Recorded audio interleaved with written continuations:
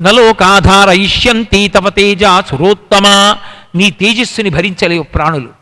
పార్వతీదేవి యందు ప్రవేశపెట్టవద్దు, దానిని విడిచిపుచ్చవద్దు. నీవు దానిని నీయందే నిక్షిప్తం చేసుకుని వెళ్ళిపో తపస్సుకి. నీ భార్యతో కలిసి తపస్సు చేయి, లోకములను యథావిధిగా పాలించు.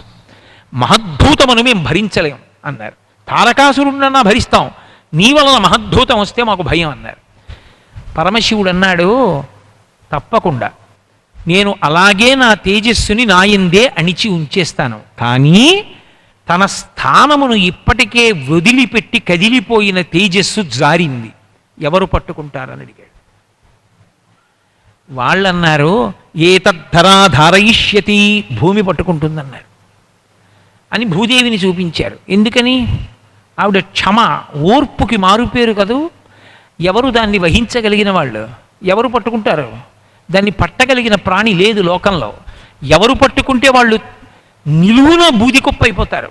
అందుకని ఎవ్వరూ పట్టడానికి ముందు రాల. తేలికగా దొరికింది ఎవరు? పాపం భూకాంత. జారి పడితే ఆవిడ మీదేగా పడాలి. అందుకని ఆవిడ పట్టుకుంటుంది, విడిచిపెట్టేసేయాలి. ఆ స్థానము నుండి కదిలిపోయినటువంటి తేజస్సుని భూమి చటుక్కనంది, అంగీకరిస్తానంది. అంగీకరిస్తాననగానే శివుని యొక్క తేజస్సు భూమి మీద పడింది. పడగానే భూమి సంక్షుభితమైపోయింది. అగ్నిహోత్రం ఒంటి నిండా పుట్టేసినంత వేడి పుట్టింది. ఆవిడ బాధ ఏమిటి? ఎంత బాధ కలిగినా తాను కదలకూడదు. బాధ వచ్చినవాడు కదిలిపోతాడు, వణికిపోతాడు. ఆవిడ కదలకూడదు. ఎందుకని? ఆవిడ కర్తవ్యం అది. ఆవిడ కదిలితే ప్రాణులన్నీ మరణిస్తాయి. భూకంపం వస్తే ఎవరు నిలబడతారండి? ఆవిడ కదలకూడదు.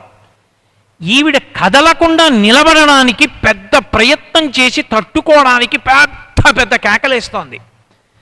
పార్వతీదేవి బయటికి వచ్చి దేవతలందరి వలన పరమ అధార్మికమైనటువంటి విషయం జరిగింది. ఎక్కడైనా సరే లోకంలో మనుష్యులే కాదు, మిథునము జరుగుతూ ఉండగా, స్త్రీ పురుష ప్రాణులు సంభోగ సుఖాన్ని అనుభవిస్తూ ఉండగా భంగపరచడం పరమ దోషం. మీరు వచ్చి కేవలముగా భంగపరచడానికే నా భర్తని పిలిచారు. మీకు రాక్షసుల వలన ఆపద లేదు. కేవలముగా ఆయన తేజస్సు నా యందు ప్రవేశించకూడదని వచ్చి ప్రార్థన చేశారు.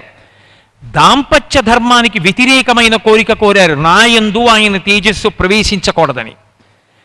ఆయన పరమ మర్యాదతో తండ్రి కనుక ఇంకొక మాట మాట్లాడకుండా కదిలిన తేజస్సు ఎక్కడ పడాలని అడిగాడు.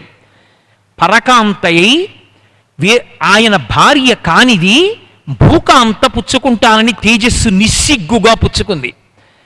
నేను పొందవలసినటువంటి తేజస్సుని పొందకుండా చేసినందుకు, దాంపత్య సుఖానికి మధ్యలో అడ్డొచ్చినందుకు, నా భర్త తేజస్సుని భూమి పుచ్చుకున్నందుకు ధర్మ వ్యతిరిక్తమైంది కాబట్టి నేను అంగీకరించను.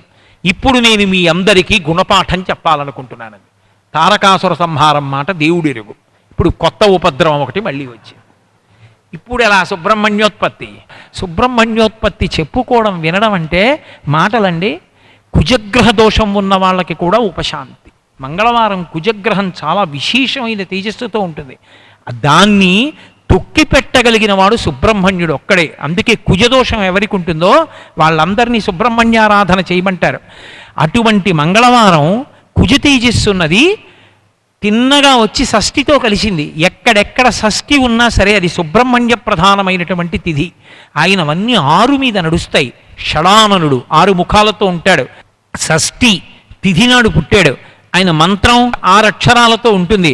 అన్నీ 6 మీదే నడుస్తాయి ఆయన విశేషాలు.